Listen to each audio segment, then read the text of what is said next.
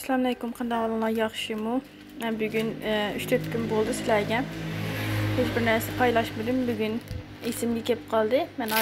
Mening parda ya kiyim-kechak yuvish uchun kiyiminglar yetilib ketmay, yaxshi chiqsin desanglar, onga bir narsa deb bermoqchiman. Bugun yeni birini setib olgandim. Odatda shuni uyatdim. Yeni birini setib olib esimga keldi. Mening pardalarim ko'rganinglardek mana shunday marjonliq marvaytlik parda. Ben bunu yuvgan vaqtimda mushbetlar chiqdi, acımaydı. Bunun sebebi nima? Men bunu ishladim. Bugün yana setib olgandim. Esimga kelib sizlarga deb bergim keldi. Bilganlar bo'lsa yaxshi, bilmaganlar bo'lsa bilib olsin dedim. Bu faqat 10 liralık bir narsa. Perde yakımı torbasını deydi. Yoki bo'lmasa çamaşır yakımı fillisi desanlar bo'ladi. Bunlar perdechili yo'q, lekin millionchani ichini qach sotadiganlar bor. Tozliq ichini qach sotadiganlar odatda nimalar bo'ladi, kirliqlar degandek. Ashuna yoldi bor. Mushuning ichiga solima, perdamada ichiga spreysilarga. Bu mushunda to'q xalta.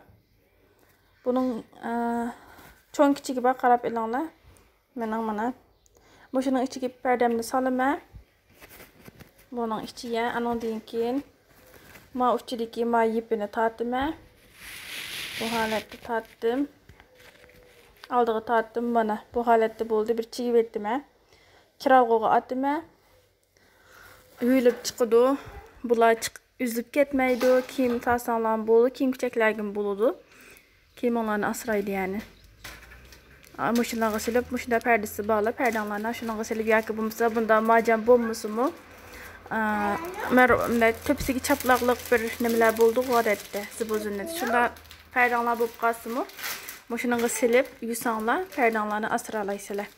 Yani bir narsa acab chiqib ketmaydi. Muşuni paylaşqım keldi sizlar bilan. Chiqish kunning o'ykuch sababi bilan sizlarga hech qanday bir narsa paylaşmaganligim uchun muşuni bo'lsimi? Dep hozir esim kelib deb berdim. Bildiganlar bo'lsa, takrar bo'lib qolar, bilmaydiganlar bo'lsa bilib qolar.